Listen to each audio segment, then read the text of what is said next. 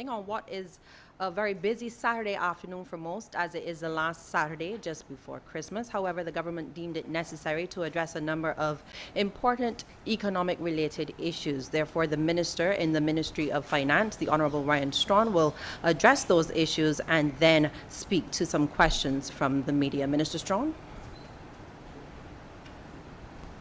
Thank you very much, Lisa. Good afternoon, members. Good afternoon to all Barbadians.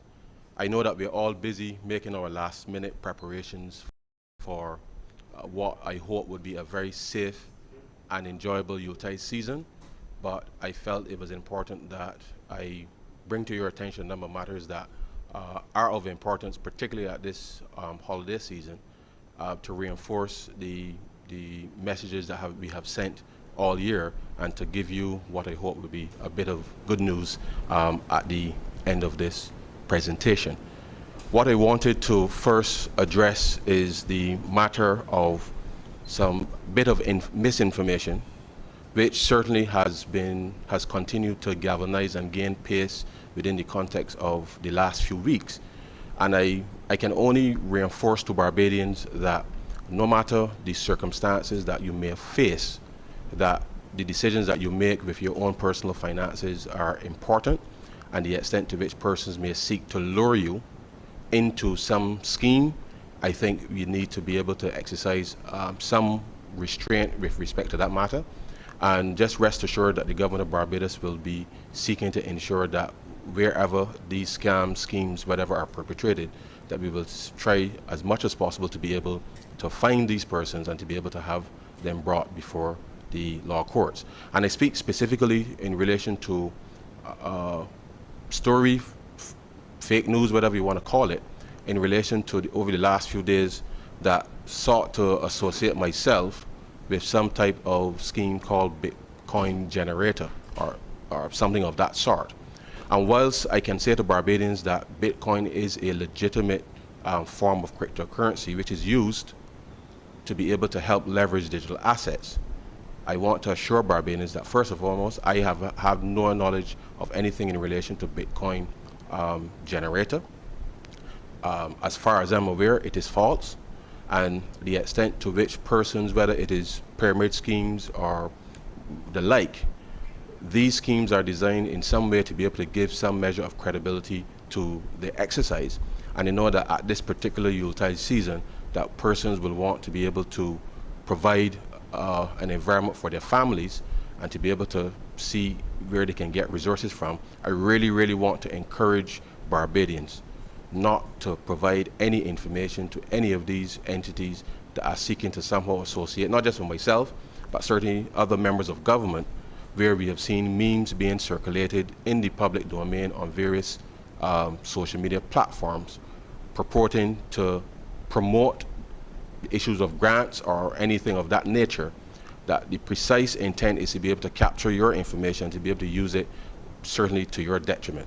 And I can only strongly encourage Barbadians not to participate in any of this activity, because the intent really is to defraud and to defraud you of whatever monies you may provide to these entities. And I really want to encourage you to desist from these things. But the reality is that we are faced with an environment where increasingly going forward, we may see more and more of this type of fake news and fake presentations of wealth schemes.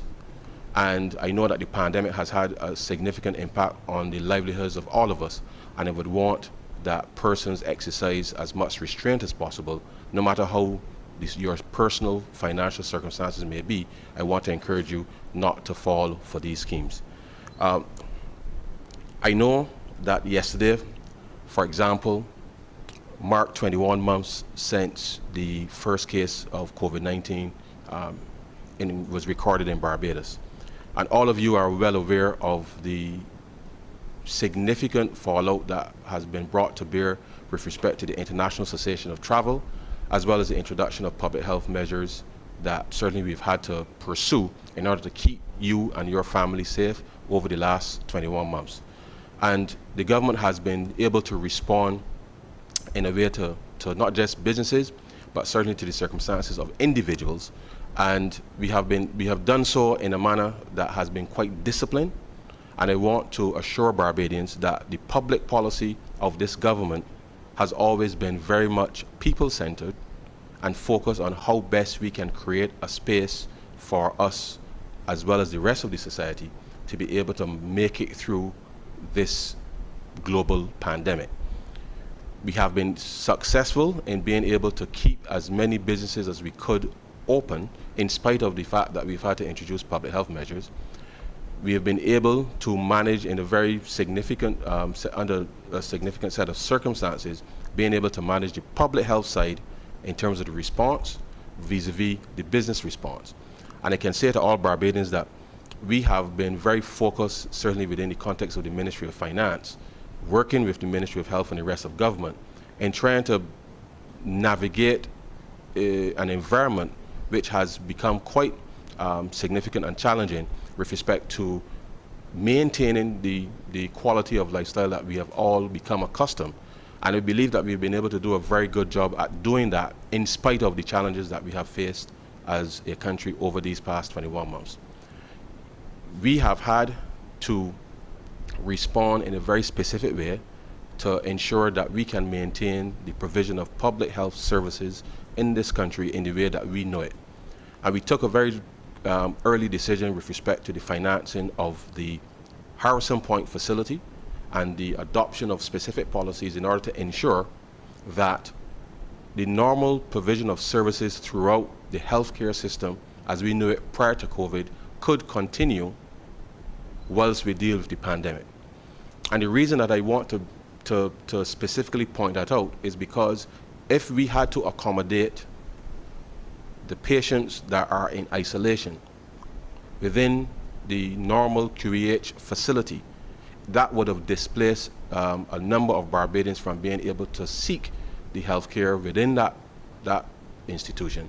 And therefore we took a very significant decision that we wanted to make sure that we can preserve for Barbadians and those who may visit or others who may live in Barbados, that we can preserve that as a matter of priority. And therefore we took a specific decision to be able to move in that direction.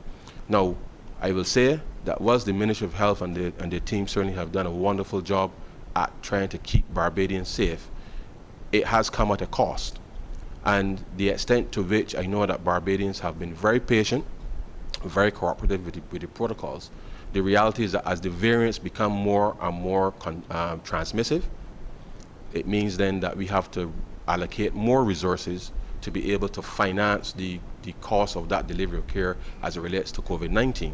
And therefore, I want to continue to urge Barbadians, certainly over this Yuletide season, that as the numbers have reduced significantly from what we would have seen 6 or 8 weeks ago, I really want to encourage Barbadians that as we move through this Yuletide season and we want to gather, and certainly we want to encourage families to gather and gather responsibly, that to do so as safely as possible so as to put us in the best possible position to be able to manage the costs associated with the pandemic. But I go further. I believe that if we can do this and do this well over the course of the next 8 to 12 weeks, I believe that we can give certainly Dr. Ford and his team at Harrison Point and the wider healthcare professionals a welcome respite with respect to being able to manage this pandemic. And I believe that it is within us as Barbadians to be able to bring this pandemic under control in Barbados by, one, continuing to access the provision of vaccines which we have been able to acquire, and to continue to follow the public health protocols, which the combination of all will truly allow us to be able to cope with living with COVID, because this government has been able to signal to the rest of the country that COVID certainly as a marathon means that we must live with it. We have seen and heard of new variants emerging globally, and therefore this pandemic will be with us for some time, and we have to be able to live with COVID, and hopefully we're able to get back to some level of normality as we see going forward. What is particularly challenging is that we continue to, under the Barbados Economic Recovery and Transformation Program, to remain faithful to settling a lot of the arrears that we inherited as a government. And it is important to remember that in all of what we have been doing, we have had to increase our expenditure to respond to the pandemic, not just from the medical side, but certainly with respect to the provision of significant relief to thousands of Barbadian families over the course of the last 21 months, which certainly was warranted, it was necessary, and we felt it was important to ensure that we can keep ordinary Barbadians, families, and households as solid and to be able to get through this pandemic as safely as we can. And the government is committed to continue to provide those resources until such time as we can get the economy to recover fully in order to get back to normal service. We are not there yet because we are still having, we still have a curfew in effect, and to the extent that there is a curfew in effect, it means then that the number of transactions that are eligible to be conducted still remain limited, and therefore the full economic recovery is not yet in hand. We are very confident that with the increased level of arrivals of tourists and our families coming back from overseas who have not been with us for 2 years at least, that with those increased arrivals to our shores, we are confident that if we as Barbadians continue to follow the public health protocols, continue with the strong vaccination drive, that we would be in a position to remove the curfew, and then therefore obviously allowing for more economic activity and means more jobs becoming available as quickly as possible, such that we can get back to some semblance of normality. And we have been able to continue to settle arrears that we have inherited, approximately $45 million a month, which we still have to continue until September 2022. And we are very clear and very conscious that there needs to be order within the context of the public finance management, and we continue to do so. And I know that there's been some talk recently about the way that we have introduced the legislation to establish the Series J bonds. But let me just take this very quick opportunity to say to Barbadians that in January of 2020, the Minister of Housing brought to Cabinet a paper that identified that there was still some $312 million in compensation that was due with respect to land acquisitions. And in January 2020, we had already started from April 2019 to start to pay that $45 million a month that I referred to earlier. And at that time, we felt that it would have been a bit of a stretch given the Series F bonds that we issued to settle these outstanding arrears, that it would have been doable to spend the extra $10 million a month from April of 2020. It would have been tight, but we felt, given the nature of the economy in January 2020, that if we started in April 2020 to settle those, that we would have been able to get through given the growth prospects that we anticipated. And therefore, obviously, once the pandemic hit in March and everything galvanized from there, it meant that we had to re-engineer our plans. We had to respond immediately, obviously, to dealing with some of the social pressures as they fallout as it related to the pandemic. And therefore, we have spent, certainly over the course of the last 21 months, those monies that we had initially had planned effectively to be able to settle those land acquisition and other claims that were brought to Cabinet's attention to be able to settle within the context of the original BERT program and the Series F bonds that were meant to be settled by September 2022. Now, we have done well, but I have not yet found the talent or the know-how to be able to spend the same money twice. And therefore, over the last few weeks, we passed through Parliament a specific arrangement that would replace the Series F bonds, which will help us to be able to settle those long-standing arrears for Barbadians that have been left unpaid for far too long. And therefore, I want to give the public of Barbados the assurance that the government has put in place a mechanism to continue to settle the debts to Barbadians. We have been able to do so throughout this process in spite of the fact that we lost $600 million in revenue last year, which is effectively $50 million every month. And therefore, we continue to be disciplined with respect to honoring commitments to Barbadians. And this government will continue to do so in the context of us being able to keep the faith and to maintain the credibility with Barbadians with respect to ensuring that people are paid.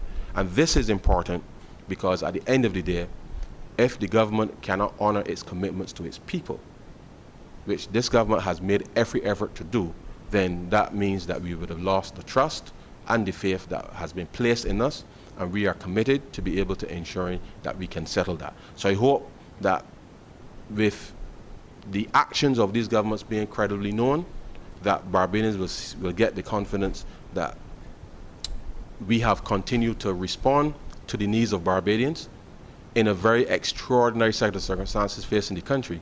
But in spite of that, we have been able to meet the commitments that has befallen us, in spite of the fact not just the pandemic, but we had the ashfall, which we had to provision for.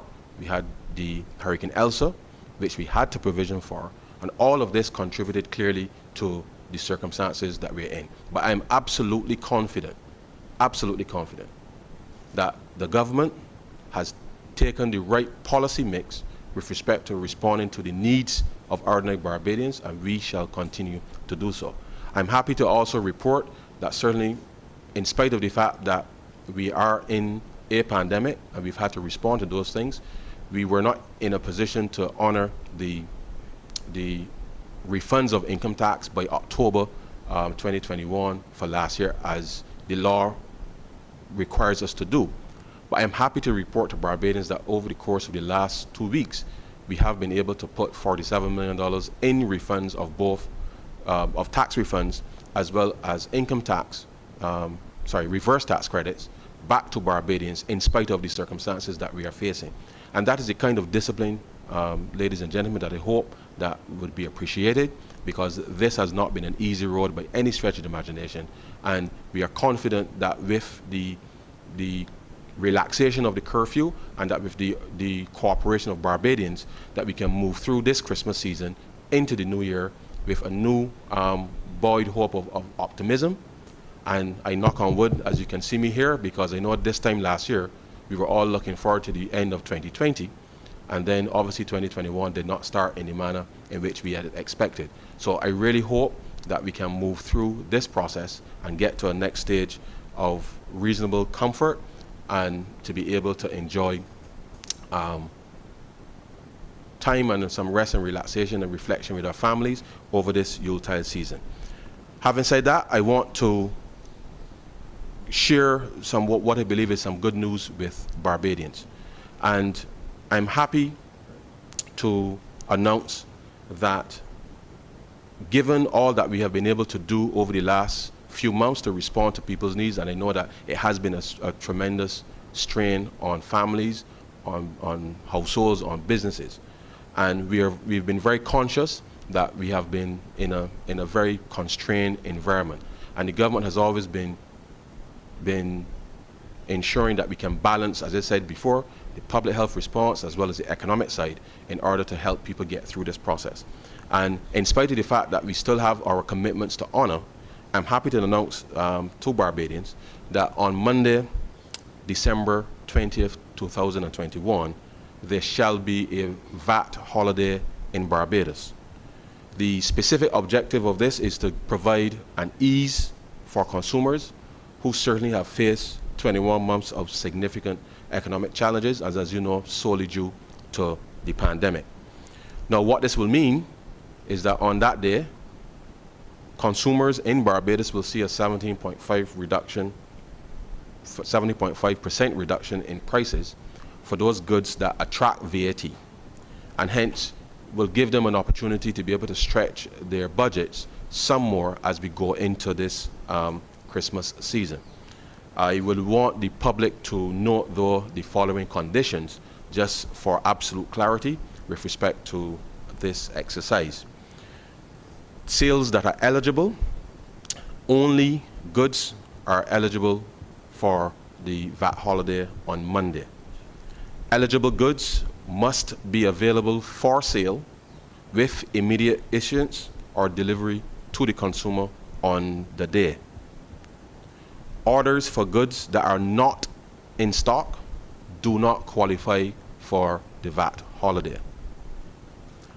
We are very conscious that obviously even at this time, even though we have put the reverse tax credits back out, that the income tax refunds have gone back out, and that payday for public servants certainly was on Friday. We know that there were some issues with respect to the delivery of some pension checks. With that in mind, hire purchase sales are eligible for the VAT holiday because we are conscious that not everybody may have the ready cash to be able to make purchases at that time. So hire purchase sales are eligible for the VAT holiday. Credit purchases or goods on consignment are not eligible for the VAT holiday. Motor vehicles, guns, ammunition, cigarettes, and alcoholic beverages are not eligible for the VAT holiday. And the supply of accommodation is not eligible for the VAT holiday. So just to recap very quickly, only goods are eligible. Eligible goods must be available for sale with immediate issuance or delivery to the consumer on the day. Orders for goods that are not in stock do not qualify. Hire purchase sales are eligible to facilitate persons who may not have the ready cash to make purchases at the time. Credit purchases or goods on consignment are not eligible. Motor vehicles, guns, ammunition, cigarettes, and alcoholic beverages are not eligible. And the supply of accommodation is not eligible. Just to go through a few administrative arrangements for which businesses ought to be aware who will be participating in this exercise. And this is really for the account sections of the said businesses. Companies or businesses who will file their VAT returns as usual, but record zero-rated supplies for that day, i.e. the business will enter the items on the VAT return as zero-rated sales in line 105. This will allow the BRA to track the amount of sales and VAT foregone for that day, ensuring a risk-based approach for auditing purposes. In filing the VAT, a company must provide sales data or receipts specifically for the VAT holiday. Companies will have to issue a tax invoice to the customer with the value-added tax recorded at 0%. And as the supply is zero-rated, the recovery of input tax is permitted, as the business will be allowed to recover the VAT initially paid on the items. We believe that this really represents a win-win for both the consumers as well as businesses, given the circumstances that we have been experiencing over the past 21 months.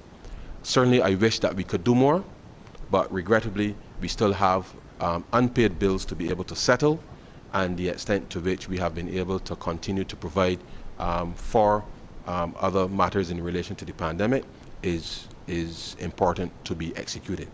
So I want to, at this time, take the opportunity to wish all Barbadians a very happy, special, and safe Merry Christmas, and certainly all the best in 2022. And I will take some questions from the media if they so desire at this time. Thank you very much, Minister. And joining us from the media, we have Barry Alleyne from Nation News, Wendy Burke from CBC, and I see Sharon Austin Gilmore from GIS. Your questions. Good afternoon, Minister. Barry Alleyne here from the Nation. It's not often that I hear you speak on public health matters, but having spoken about the pandemic and the way it has affected us, I do have a question to pose to you, knowing you're not a representative of the Ministry of Health. But can you tell us if at a cabinet level, the government has started to discuss any possible tweaking of our entry requirements? As you know full well, Barbados will be hosting a tour that is going to attract thousands of visitors from our main source market, Britain. And at the same time, that same source market is dealing with a significant surge of COVID-19 cases associated with the Omicron variant. At the moment, our entry requirements do not, persons coming don't need to do anything outside of a PCR test. do we expect some tweaking to our requirements very soon or before that cricket tour does commence? Thanks very much for that question. And I can say to you that the Ministry of Health and the COVID unit has been, on an ongoing basis, as you well know, been issuing guidance as it relates to entry requirements for Barbados. The extent to which there is the significant spread of the Omicron variant in the United Kingdom, the Ministry of Health is responsible for monitoring and determining what would be the entry requirements.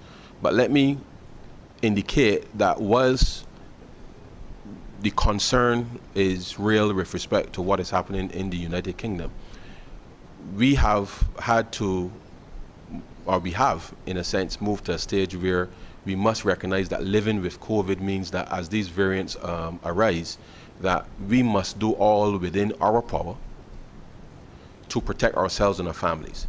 And I would want to take this specific opportunity to remind Barbadians again that the more that we can do to protect ourselves within our spaces and how we conduct ourselves, and I must congratulate Barbadians for allowing us to get back to some reasonable level of numbers and comfort as we have over the past couple of weeks.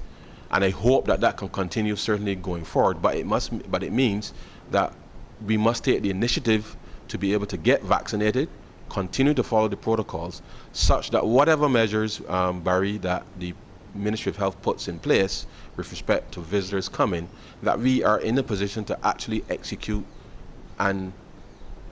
these events, for lack of a better term, in a way that is safe for everybody. COVID is here to stay, regrettably. We hope that it certainly will become endemic and hopefully go away. But the Ministry of Health is constantly monitoring. I'm confident that in terms of what they have done so far in order to help us to be able to get through. And I am sure that whatever measures may be required to participate, that they will so do. You would notice that over last week, the CMO announced provisions with respect to how we will deal with events in Barbados. And therefore, I see that as an opportunity for us to be able to test, if you like, our capacity to be able to manage events as we resume.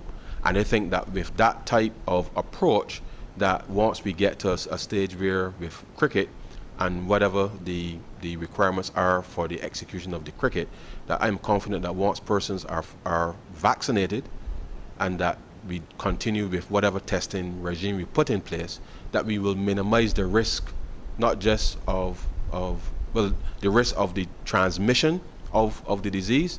And once persons are able to protect themselves, then ultimately our hope is that persons do not get significantly ill, and certainly we hope that persons don't die.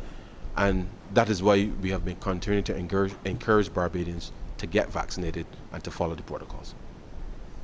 And a quick follow-up question, Minister, in terms of Monday's initiative, is this going to be a one-off, or can Barbadians expect to see something like this in between probably Easter? Barry, at this particular point, we have been monitoring all that we can do, and I can't say to you that this will happen again soon, but we are comfortable that we are able to give some relief to Barbadians in this way, very, very limited, given the income circumstances that we have. I think if we're able to successfully get the economy fully reopened, and I'm just very conscious that a lot of persons are still not working 40 hours a week. They're still not working full time. So it means that their incomes are still not at the level that they would have been pre-pandemic. So therefore, we are trying to make sure that whatever monies people have now, that we can certainly allow it to stretch as far as possible. If between now and April or any point in the future such is contemplated again, then it would be for obviously different reasons. But to the extent that we are committed to opening up the rest of the economy in a safe way, allowing persons to get back to full work, to a point even where they're working overtime, because overtime is a luxury these days for a number of persons, then we will be confident that the incomes will rebound, and therefore persons will be again able across the spectrum to be able to afford the the lifestyle to which we've become accustomed. And we're hoping that in managing the pandemic, that we can, and with the recovery that we anticipate, that income generation will accelerate and persons will be able to earn more money simply because of the hours, but as well as the activity that we anticipate will accompany it. So at this point, it is Monday, and obviously the government will review where required to determine what other measures may be warranted with respect to providing further relief to Barbadians. Wendy, did you have a question? Okay.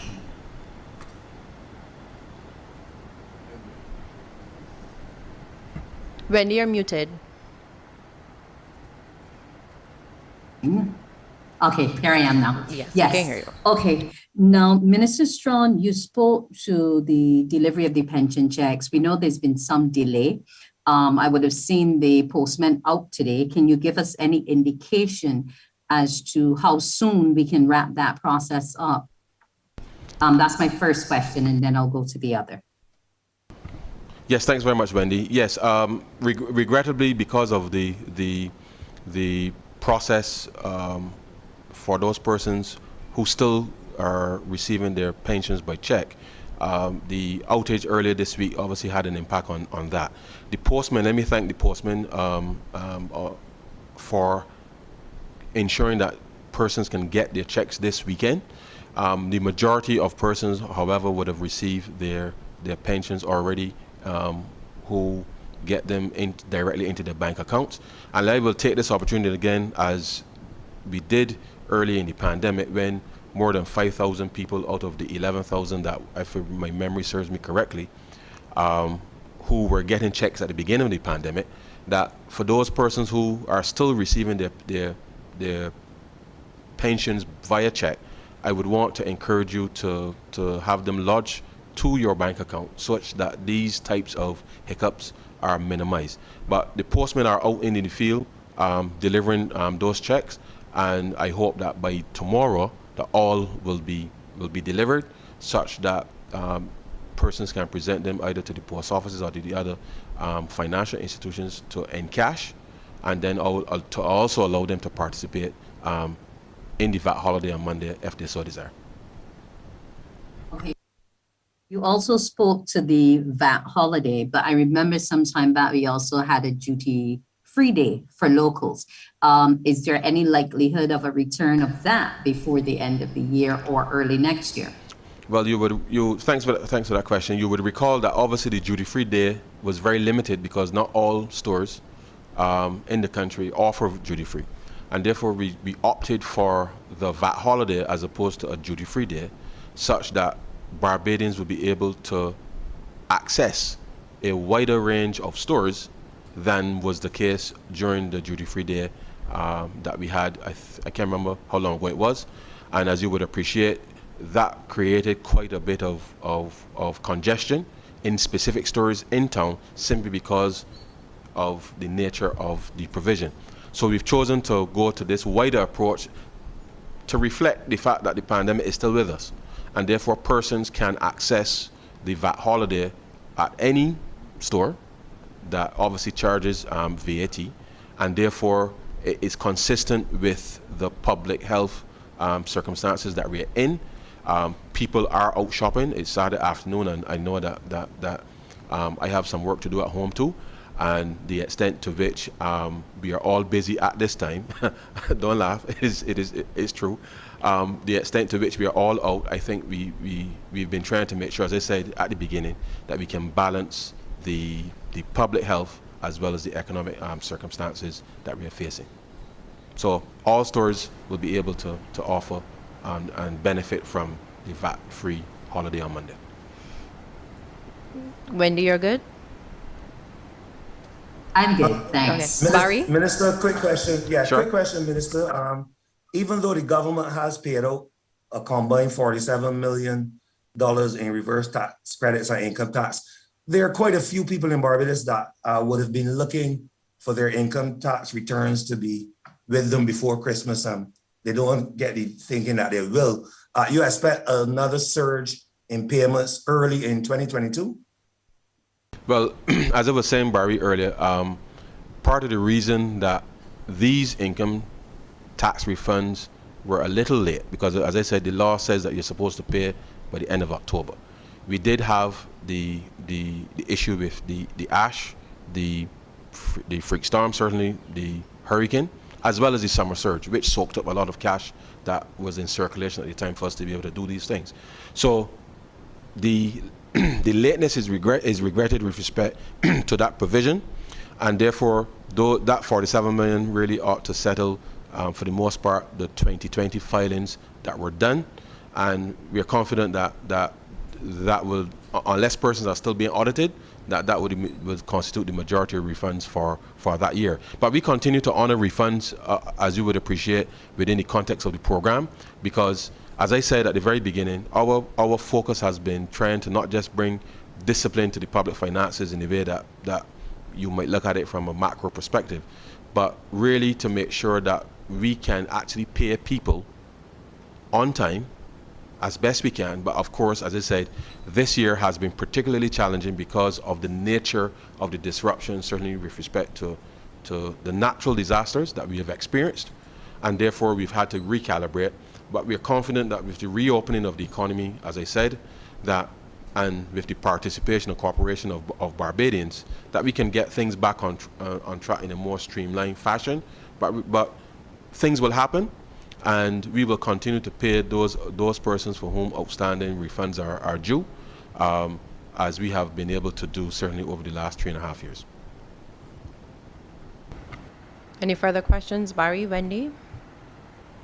Okay, Minister, I'll give you final comments. Yes, thanks very much. And I really just want to reinforce the point to Barbadians that this has been a challenging year, and we have done very, very well to get to this point after the summer surge. And as we seek to enjoy ourselves this holiday season, and I certainly look forward to it myself, because my family has not had the benefit of my attention for some time, but I really want to wish all of you and your family, your friends, a very, very, very, very warm, safe, and special Merry Christmas, and all the best for 2022. Thank you very much. Thank you very much, Minister. That was the Minister in the Ministry of Finance, the Honourable Ryan Strachan. Thank you, members of the media, and thank you as well for joining. Do have a wonderful afternoon.